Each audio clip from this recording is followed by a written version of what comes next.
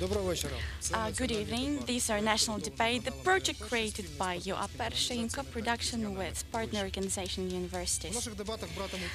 Our debates will hold candidates for the biggest mayorship of biggest cities. 4 cities for a debate. All candidates were invited to participate. The debate will be held between the candidates who moved to the round-off elections and agreed on our rules.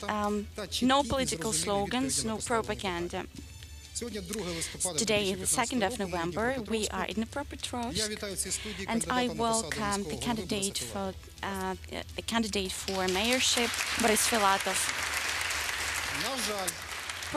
Unfortunately, the opponent, Alexander Wilko, refused to participate because he has some affairs in Poland, but he promised to join us. So the program will be carried in 6 rounds, 3 of which will be topical, referring to public utilities, security and development of the city, as well as education, culture and sports. You can ask your questions through the networks and in the audience, which today is consisted from students from the Dnipropetrovsk National University. You can watch us on the YouTube channel as well as in the radio channel. So you can ask a question within 30 seconds and answer it within a minute.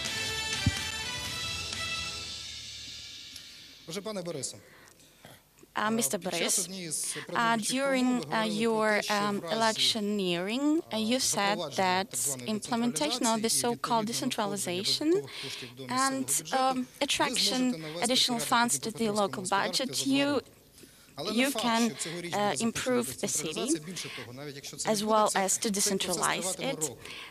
But this process may take few hours and several hundreds legal acts. So the newly elected mayor may choose between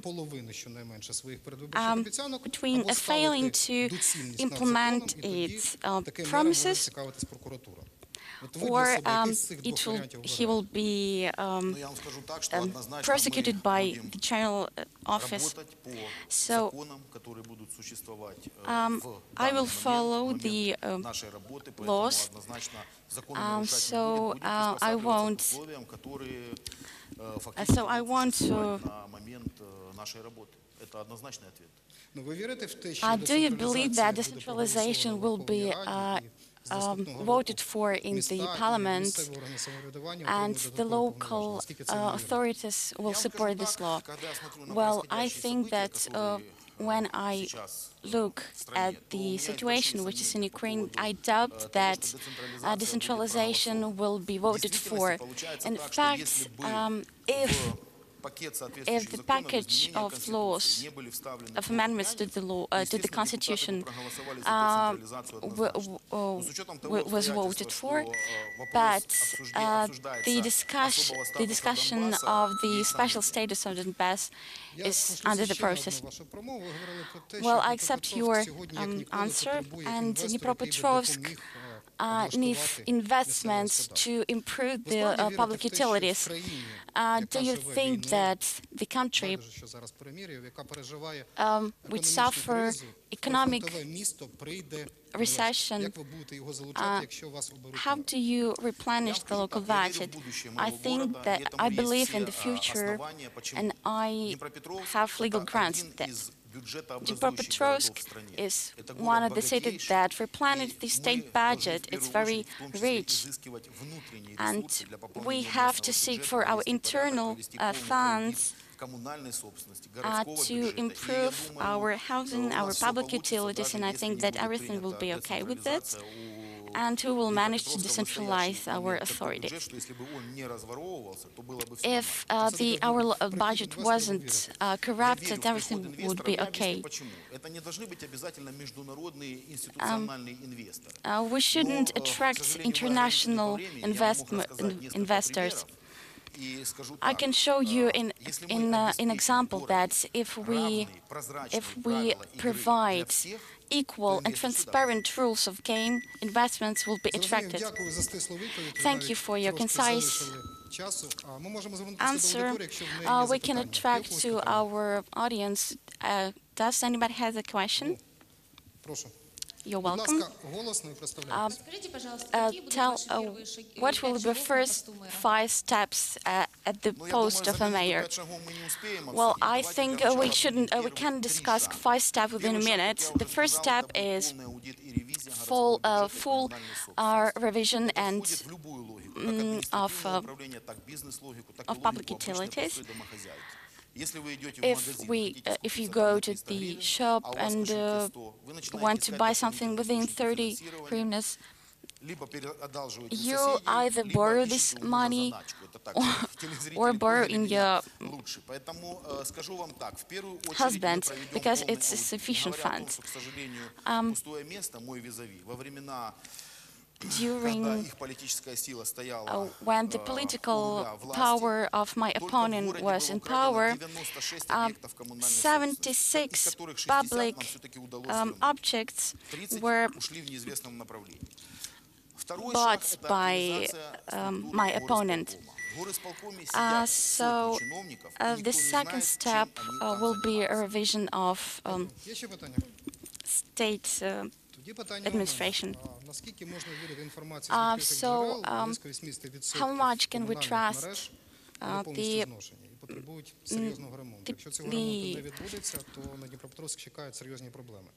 Знову ж таки, наскільки відомо з відкритих джерел, в місцевому бюджеті грошей на це не передбачено. У мене питання до вас. Чи відомо вам, в яку суму обійдеться ремонт цих комунальних мереж і де ви збираєтеся вишуковувати гроші на це?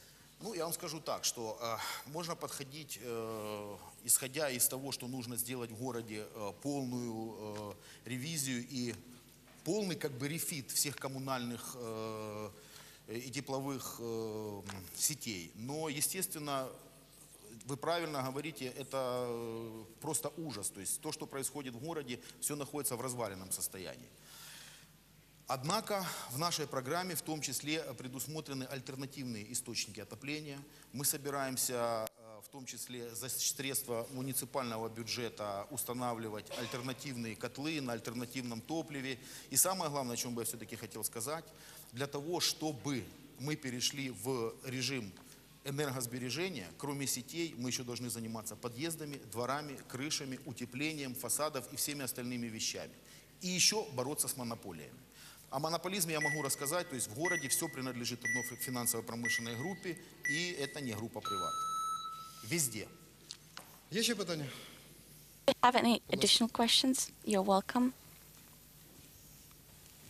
Борис Альбертовичу, покійний Каха Бендукідзе сказав таку відому фразу: якщо ви хочете оновити країну, беріть міністрів, працівників бюджету. А в вашій команді знайдеться місце для активної молоді? Які це будуть місця? Як ви зберетесь працювати з молоддю?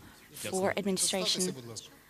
Introduce yourself. Михайло Тонконогий, Громадський активіст. Public activist. Ну, вопрос, на самом деле, мы уже ответили на этот вопрос. Наша команда... We have answered this question. The people who came to the city council are 90% people up to 40 years. We can consider them young, I guess. We watched the statistics of the deputies of our party. 60% of them have never been in the authorities, have never taken state posts, were not members of the parliament. And I believe this is a plus rather than a minus, because at the moment, for now, the firm people of the previous authorities are not really good for me in my perception, because they basically damaged everything. I can tell that our team is young. Those are activists, journalists, demobilized soldiers. That is why I did answer the question for you, because this team is a young team. Thank you for the answer. So we did finish the first round. I announced the second round.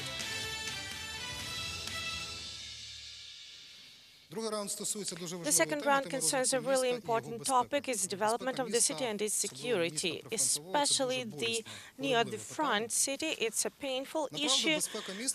In fact, the security of the city provides for performance of their functions by the security service, the prosecutor's office, the judicial system, etc. According to legislation, the city head does not have to influence these structures. How are you going to ensure the security of the city when you do not have an influence to that? To begin with, let us start a small excursus to the past. A team during its work in the regional city administration in the most dangerous times for the country, I mean the Russian Spring, the active military actions, it ensured order in the city due to coordination and work with the security services. You did underline it really correctly that the mayor is larger figure who takes participation in activities. Очень широкое понятие. Безопасность может быть не только связанная с угрозами террористических актов. Безопасность может быть энергетическая.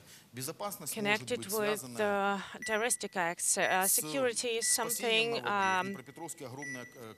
connected with saving from waters, saving from even some open holes in the roads, the facility holes for servicing, and this is the danger as well.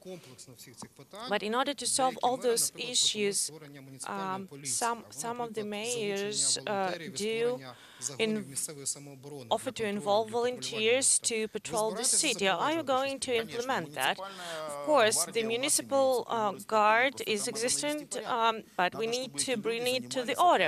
Those people have to take care, coordination with the law enforcement, with the public organizations for the issues of security, but not about like parking or something like that. This is security. So we need to put strict tasks to them, and they need to work not just to fill the officials' pockets, but to follow the security in the city. But the main thing is for them to cooperate with the law enforcement. Even now, as a candidate for the mayorship, within my foundation, together with the police and the local departments, have presented the project on current going to the calls for security ensuring. And this was also a serious step for security of the city. We have a question from the social media, please. User Oleg Karpenko. According to the new rules, medical services is for the local budget. Are you ready to ensure the IT medicine services for the services to be procured on the need? According to the program, we've been carrying out the expert roundtables with specialist experts. We ask questions to the experts, and I can tell you that in Dnipropetrovsk at the moment, medical services are absent as a result of the experiment headed by the team of my opponent. So we ask you not to touch on your opponent's bad steps. Okay, there is no therapy, there is no medical services normally arranged. That is why this issue is brought into the program. But the main issue is keeping medical secrets, but this issue also needs clarifying. Please, questions from the audience. My name is Katerina. How do you think we can decrease criminal situation in the city? I already answered that question within the security section. Criminal situation is a complex social phenomenon. There should be respective preventive work in coordination with the law enforcement. Also, the issues of low level of life, issues connected with preconditions and prophylactic issues, the issue of internally displaced people. So this is a really complex issue, and things which concern the city mayor powers will assist the law enforcement, but the city mayor does not actually influence the economic situation in the country and does not influence the internally displaced people who found a second motherland in a city. Any other questions from the audience, please? My name is Roman. Tell us, please, how to rebuild the system of city management to make it serve the people, the residents? Wonderful question. I had meetings with 38,000 people. I really counted that. During these 2 months, I met a large amount of people in the yards, in the organizations, enterprises, and people tell me, where do I call in case if somebody cut my cable, if something was stolen from the elevator, if the tree fell down? There are really many services which do not work and which do not cooperate neither with themselves, nor with the mayorship, nor with people. So first step is introduction of the single hotline number where people can call with all of their questions, claims, issues, and this is a normal, civilized way of communication with the citizens of Dnipropetrovsk. One other question from the social media. This is a Ukrainian radio listener's question. How do you see the future of the cosmic field of the specialized enterprises? But we can put it down at the moment. It's really painful. When I've been working in the city regional administration, I've been taking care the issue of paying debts in those specialized plants. I can tell you that neither manager can solve the issue of debts to the employees because the amount of debts, not only for the employees but also for the state and other services, is really huge. It is proved, it is sort of being issued and sort of being taken care of, but in fact nothing is going on. There are lots of draft laws, but nothing is being voted and being taken care of. So I can just simply go to the Cabinet of Ministers and live there until the issue is solved. So we finished another round and we go to the next one where we discuss the issue of culture, sports and education.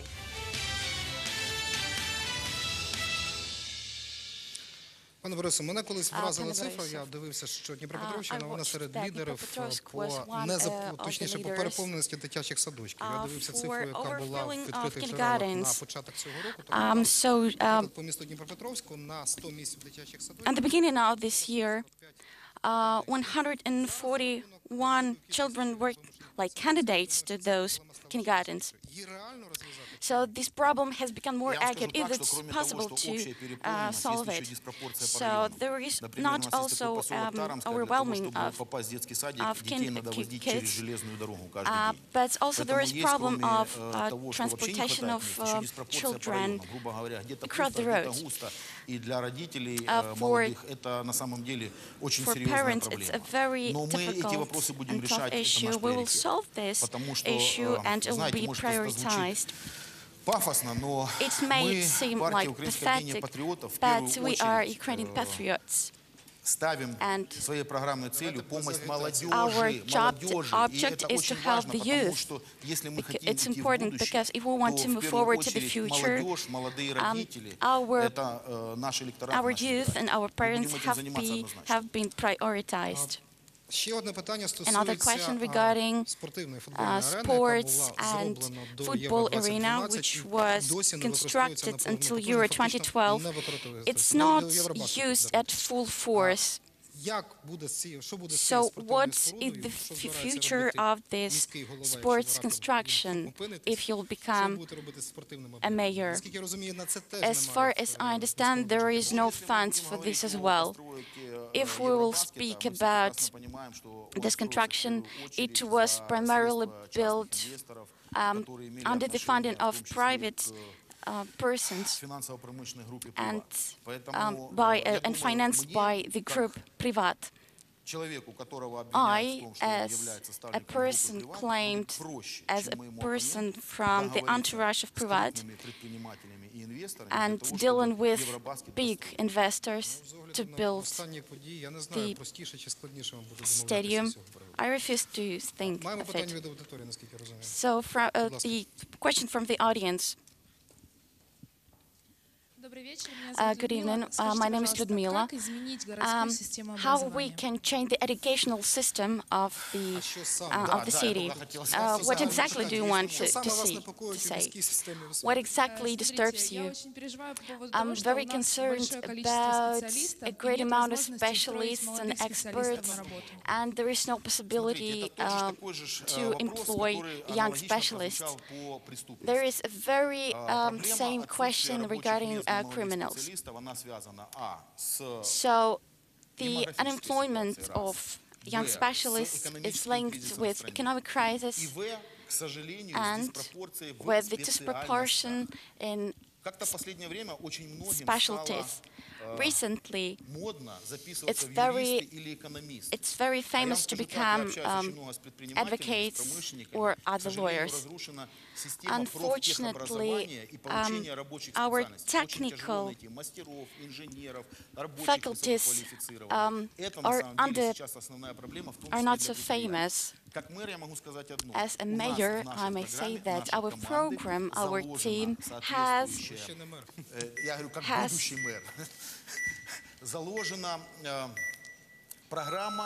the program concerning employment of young specialists for municipal administrations. So the attitude of the candidates to the idea to rename the city. So it's very difficult to answer within 60 seconds. Well, I can suggest that the idea to rename the city has a very bad past. It was renamed to Novorossiysk and then to Karatynoslav, Krasnograd and then to Dnipropetrovsk. The situation very complicated.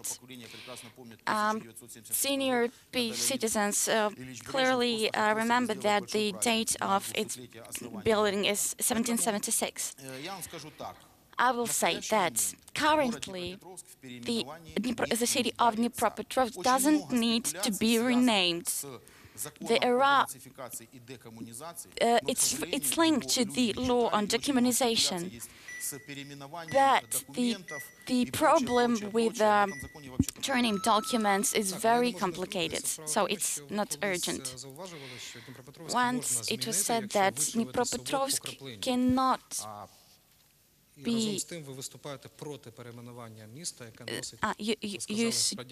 refuse to rename Dnipropetrovsk because, despite that, it has very communist karma. I spoke about to rename the city. Among us is the young audience, and you may ask everyone. There are few people among young population Знаете, я вам скажу словами своей жены, она сказала, что Боря за последние полтора года пережила столько ужаса с именем этого города. И испытала столько гордости, что Днепропетровск в переименовании не нуждается. По улицам отдельная ситуация. So she had the idea that the city doesn't need to be renamed. С наскока, через широкие консультации с жителями нашего города, с членами территориальной громады, mass of the population, we will discuss with the population, but there are a lot of speculations with the changing of the name of the streets Moskovska. There are very large amount of those who support the idea that Russia is the occupant and it shall be renamed. There are a great number of speculations. So here we can be very accurate through consultations with the population to rename it. So if we speak about people who put hundreds of our citizens under threat, in that case, we should remember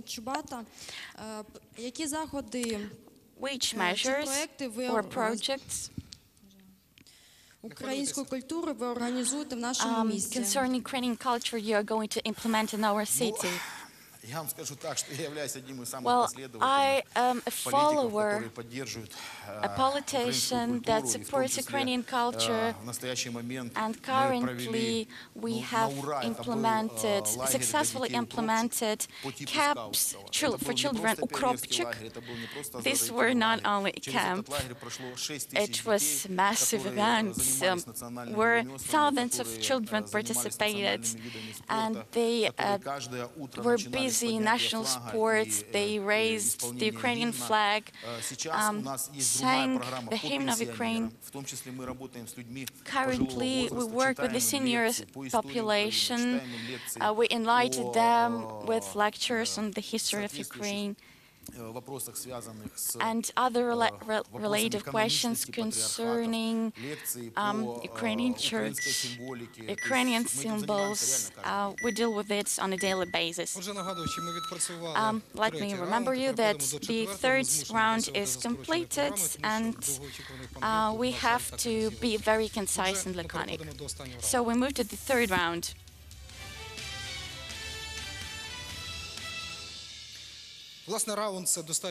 This round is loud word to say. This is just 1 minute to sum up this conversation, and I do not have the right to give you my point of view, but still, I would like to tell you about one issue we've been talking really slightly, not in a loud voice. It's the internally displaced people, their employment, their adaptation, their social development, and the issue of their becoming native in this territory. How do you solve this issue?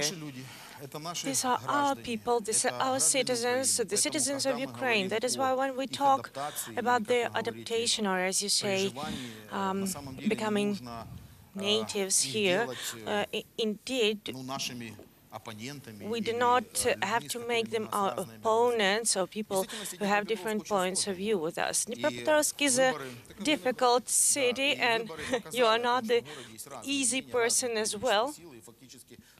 There are different political forces in the city, and the favors of the citizens were divided into two camps. This is the Ukrop, and this is the opposition bloc, unfortunately. So first of all, we have to fight for people's minds, for people's hearts, and people do not have to feel themselves being left aside. I talk a lot with the elderly people.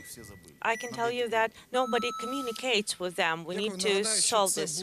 So I want to remind you that this was the first issue of the national debates, was prepared by the UA First TV channel and prepared together with the Ukrainian universities. Our next stop is Nikolaev. We say goodbye to Dnipropetrovsk. I believe it will soon change its city ahead, and I want to wish it the better karma than the city has. So we meet you on November 1st in Nikolaev. See you.